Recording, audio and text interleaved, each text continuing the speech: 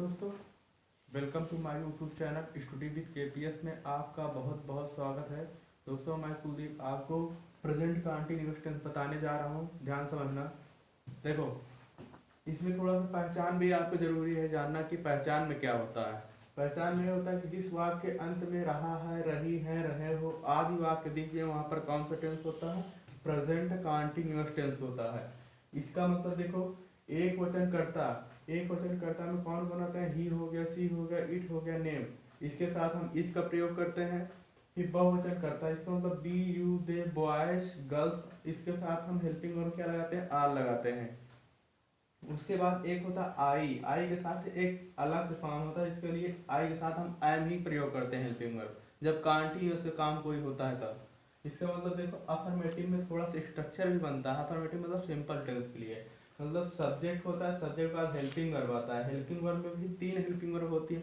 एक होता है इज, होता है एम, होता है आर। लेकिन इसमें से जो भी आएगा उसके सब्जेक्ट के अनुसार आएगा कि इज कहाँ लगेगा, एम कहाँ लगेगा, आर कहाँ लगेगा। उसके बाद देखो वर्ब लिखा है, वर्ब में भी आई एन जी जुड़ा हुआ है। इसका मतलब हमने ब्रैकेट में क्यों किया है? क्योंकि इसी वर्ब में ही हम आई एन जी को जोड़ देंगे, फिर उसके बाद जो ऑब्जेक्ट होगा उसमें हम लिख देंगे। तो समझ गए यहाँ तक का? बस इसमें से आपको हमने एग्जाम्पल भी दे दिया। अगर आप इसका स्ट्रक्चर समझ गए, मतलब क्या है, जिस वाक्य में जहाँ भी रहा है, रही है, रहे हो आदि वाक्य दिख जाएंगे, आपको वहाँ पहचान लेना है कि वहाँ प्रेजेंट कंटीन्यूअस टेंस हो रहा है। फिर उसके बाद एक वचन में कौन से हेल्पिंग वर्ब आते हैं, बहुवचन में कौन से आते हैं, आई के साथ क्या लगता है। अब देखो, हम एग्जाम्पल दे रहे हैं, एग्जाम्पल थ्रू आपको बहुत बढ़िया समझ में आएगा। कैसे? जैसे मैं पत्र लिख रहा हूँ, इसका मतलब क्या हुआ? मैं पत्र लिख, इसका मतलब आई हो गया। अब देखो, आई के साथ अलग से इसका क्या होता है? आई के साथ हम क्या लगाते हैं? आई एम लगाते हैं। I am. अब देखो, रहा हूँ आ गया ना, तो आपको पहचान जाना है क्या काम हो रहा है? कॉन्टिन्यूअस में काम जारी। इसका मतलब क्या होगा? Present continuous. अब देखो, लिखने के बाद पर इसलिए क्या होगा यहाँ पर? Right, WRITE। अब कहोगे राइट तो हो गया, लेकिन हम आपने बताया था कि उसमें ING जोड़ना है, तो हाँ जोड़ देंगे। देखो, जब लास्ट में कोई स्वर आ जाता है तो उसके साथ जब ING जुड़ता है तो स्वर हट जाता है। इसका मतलब हम क्या लगा देंगे? ING। राइटिंग हो गया। क्या पत्र लिख रहा हूँ तो आई एम राइटिंग। देखो हमारा क्या है, वर्ब क्या है यहाँ लिखने के बाद, फिर उसी हमने क्या कर दिया? ING जोड़ दिया। उसके बाद क्या होना चाहिए? ऑब्जेक्ट। ऑब्जेक्ट हमारा क्या लिख रहा है? पत्र लिख रहे हैं। इसका मतलब राइटिंग आ लेटर।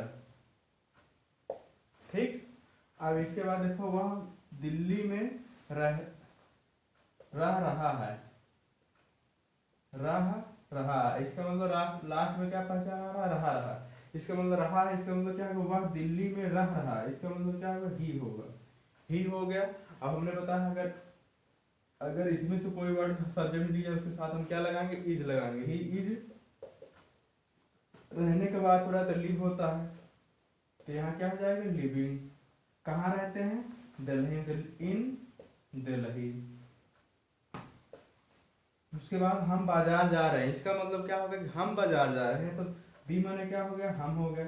अब देखो देखो, ये बहुवचन प्रयोग है। जब बी बहुवचन में, तो इसके साथ हम क्या लगाते हैं? आर लगाएंगे। आर का मतलब क्या होगा यहाँ पर? We are. अब जाने के बाद थोड़ा देखो, लास्ट में रहा, रही, आ रहा। इसका मतलब क्या है? कंटिन्यूअस से काम हो रहा है। इसके मतलब क्या लगाएंगे? We are going. अब देखो, कहाँ जा रहा है? बाजार जा रहा था, बी गोइंग टू मार्केट।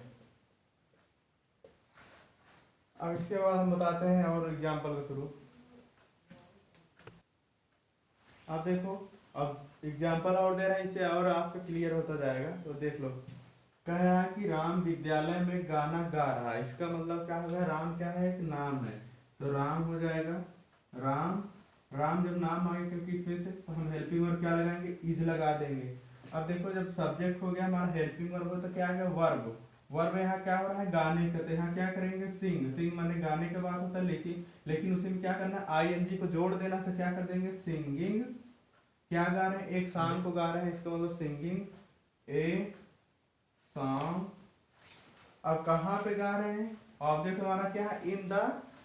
क्योंकि कहाँ पे गा रहे हैं? स्कूल में। इसका मतलब क्या हो जाएगा? Singing a song. ऑब्जेक्ट हमारा यही है। अब जो बचा अदर में चला जाएगा, इसका मतलब इन द स्कूल। अब देखो, तुम बाजार जा रहे हो, इसका मतलब क्या होगा? तुम बाजार जा रहे हो, इसका मतलब क्या होगा? यू। यू आर, जाने के बाद थोड़ा यहाँ क्या करेंगे, गोइंग, कहाँ जा रहे हो बाजार, गोइंग टू मार्केट। अब देखो वह खाना पका रही, इसका मतलब देखो वह पका रही, इसका मतलब स्त्री का बोध है, इसके साथ सी लगाएंगे तो सी,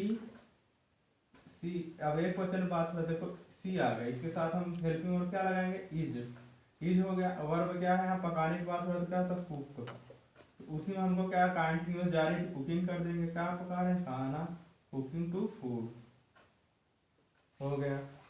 अब इसके बाद हम क्या बता देते हैं आपको, अब देखो जब बीच में नहीं शब्द आ जाए, मतलब निगेटिव यूज होगा, तो आपको क्या करना पड़ेगा, यहाँ पर हम थोड़ा सा, यहाँ फॉर्मेटिव था, अब यहाँ पर निगेटिव लिख देंगे। आप समझ जाना कि यहाँ पर निगेटिव लिखा हुआ, इसका मतलब अब क्या होगा, थोड़ा सा चेंज होगा, बाकी कुछ वही है, मतलब सब कुछ वही है कि मतलब अब देखो सब्जेक्ट होगा, सब्जेक्ट बाद हेल्पिंग वर्ब आ जाएगा। अब नहीं शब्द आए इसलिए हम पहले नाट लगाएंगे, नाट के बाद हम क्या करेंगे, उसके बाद हम वर्ब की आईएनजी लगा देंगे, ऑब्जेक्ट कर देंगे। जैसे क्या है कि राम विद्यालय में गाना नहीं गा रहा, इसका मतलब क्या है, विद्यालय में गाना नहीं गा रहा, क्रिया कहाँ पर, नहीं गाने की बात हो रहा है, इसलिए हम यूज क्या करेंगे, जहां पे देखो सब्जेक्ट हो गया, सब्जेक्ट के बाद हेल्पिंग वर्ब, हेल्पिंग वर्ब में हम क्या लगा देंगे, नॉट, इसका मतलब हेल्पिंग वर्ब यही है, इसी के बाद हम क्या कर देंगे, नॉट जोड़ देंगे, बस हो गया, बस इतना ही करना है आपको। बस इसमें तुम बाजार जा रहे हो तो हेल्पिंग वर्ब पहचान लो, जहाँ हेल्पिंग वर्ब आएगा वहीं पे आपको नॉट लगा देना, इसका मतलब क्या हो जाएगा, नॉट हो जाएगा। फिर उसके बाद कहा वह खाना नहीं पका रही है, इसका मतलब जहां हेल्पिंग वर्ब दिख जाएगा, अगर नहीं शब्द का बोध हुआ तो वहीं पे आप नॉट लगा दो, उसी के बाद नॉट हो गया। इसका मतलब क्या है, कुछ फर्क पड़ा, कुछ नहीं, बस आपको थोड़ा सा केयर करना पड़ेगा कि जहां भी नहीं दिखेगा उसी के बाद सब्जेक्ट, उसके बाद हेल्पिंग वर्ब, हेल्पिंग वर्ब बाद क्या लगाएंगे, नॉट लगा देंगे, बाकी जो प्रक्रिया सेम टू सेम वही रहेगा। तो इससे हम आशा करते हैं आपको एकदम से बहुत बढ़िया से क्लियर हो गया होगा। तो अब इसके बाद हम आपको बताने जा रहे हैं क्या, इंट्रोगेटिव मतलब प्रश्नवाचक वाक्य के बारे में। अब देखो जब प्रश्नवाचक वाक्य की बात होगा, इसका मतलब ये वाली बात, देखो यहाँ प्रश्नवाचक का भी मतलब कुछ होता है, इसका मतलब जब यदि प्रश्नवाचक वाक्य, प्रश्नवाचक मतलब होता ही है जहाँ पर प्रश्न पूछा जाए कि मतलब क्या, क्यों, कहाँ, कैसे, कब, इसका मतलब है वाक्य जब शुरू में दिखेंगे, वाक्य शुरू में जब आ जाता है तो उसकी मीनिंग नहीं लिखना है, क्योंकि व्हाट मैंने क्या होता है, व्हाई मैंने क्यों, वेयर मैंने कहाँ, व्हेन मैंने कब, तो इसका मतलब व्हेन मैंने जब होता है उसके बाद नहीं लिखना है, उसका क्या मीनिंग नहीं लिखना है, तो उसके यहाँ पे क्या करना है, बल्कि हेल्पिंग वर्ब क्या है, तीन ही आपके पास है, इज, एम, आर, तो हेल्पिंग वर्ब लगा देते हैं किससे, सब्जेक्ट से पहले, लेकिन अगर बीच में आ जाता है तो उसकी हम मीनिंग कंपलसरी है कि मीनिंग उसकी लिखेंगे, क्यों, क्योंकि इसमें देखो अगर वाक्य शुरू में आता है स्ट्रक्चर ये बनता है, उसके बाद हम बता रहे हैं, इसका मतलब जो ये आपका स्ट्रक्चर समझ गए हैं, कुछ नहीं, बस यही उसका क्या है, निचोड़ है पूरे का कहने का मतलब। इसका मतलब जब भी वाक्य शुरू में कोई क्या, क्यों, कहाँ, कैसे आएगा तो उसका हम क्या करेंगे, पहले मीनिंग लगाएंगे। इसका मतलब हेल्पिंग वर्ब, मीनिंग नहीं लगाना, हेल्पिंग वर्ब यूज करना, इसका मतलब हेल्पिंग वर्ब की सब्जेक्ट नहीं, सब्जेक्ट नॉट लगा, वर्ब में आईएनजी प्लस ऑब्जेक्ट, कैसे, क्या,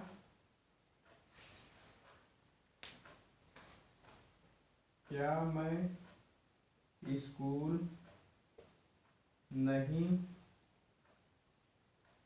नहीं जा रहा हूँ,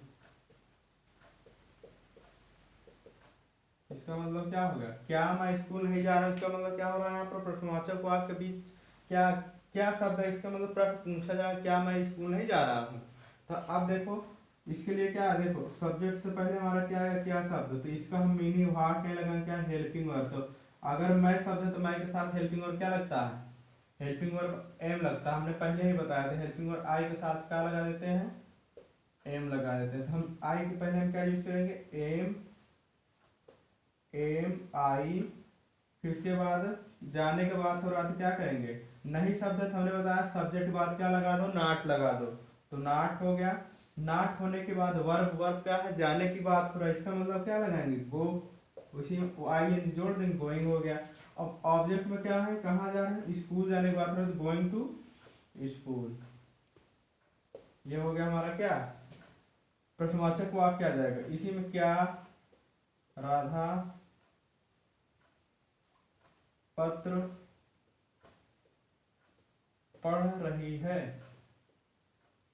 या पत्र नहीं पढ़ रही है, कुछ भी आएगा। इसका मतलब पत्र नहीं पढ़ रही है। इसका बाद क्या हो रहा है, प्रश्न पूछा है क्या राधा पत्र नहीं पढ़ रही है। इसका मतलब वाक्य शुरू में क्या आ गया, क्या शब्द आ गया। तो राधा क्या है, एक लड़की है, तो राधा क्या होगा, एक वचन में आएगा।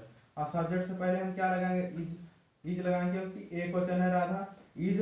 अब नहीं शब्द है तो सब्जेक्ट बाद हम क्या लगाएंगे, नॉट लगाएंगे। देखो नॉट हो गया। वर्ब क्या है, जाने का बात पूरा, इसका मतलब क्या लगाएंगे, रीड लगा देंगे। रीडिंग हो गया क्योंकि वर्ब की आईएनजी क्या करना, जोड़ देना है। उसके बाद क्या पढ़ रही है, पत्र।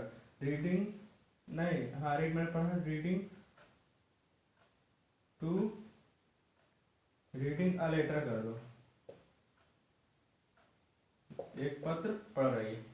आशा करता हूँ कि यहाँ तक आपको क्लियर ही हो गया है। आप कहो बहुवचन भी करवा दे तो सिंपल, जो इसका काम है वही क्या है, बहुवचन का। इसी में आपको हम बताते हैं, जब वाक्य के बीच में प्रश्नवाचक वाक्य है, जैसे वह विद्यालय में क्यों नहीं रहा है। इसका मतलब विद्यालय में क्यों नहीं रह रहा है, इसका मतलब क्या हुआ, बीच में क्या शब्द है, क्यों आ गया। इसका मतलब अब आपको पहचानना पड़ेगा, बीच में आया तो इसके हम मीनिंग लिखेंगे। वाई मैंने क्या होता है, क्यों। इसके पहले हम वाई लगाएंगे। वाई के बाद आपको हेल्पिंग वर्ब यूज करना पड़ेगा। हेल्पिंग वर्ब क्या होता है, अगर वह है तो वह पहले क्या होता है, वह मतलब एक वचन होगा, इसके पहले हम क्या लगा देंगे, वाई इज। अब इसका मतलब देखो नाट नहीं है तो जरूरी नहीं है कि आप नाट लगाए ही। इसका मतलब ही हो गया, ही के बाद रहने के बाद रहते क्या होता है, लिव होता है। इसमें क्या कर दो, लिविंग कहाँ पे, विद्यालय, इन द स्कूल।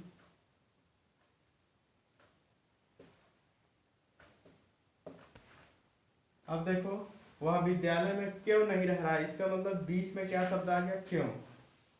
क्यों नहीं रहा, अब बीच में आएगा तो उसका हमें क्या करना है, उसकी मीनिंग लिखना पड़ेगा। इसका मतलब हम क्या यूज करेंगे, वाई माने क्या है, क्यों हो गया। अब उसके पहले देखो सब्जेक्ट क्या है, ही है।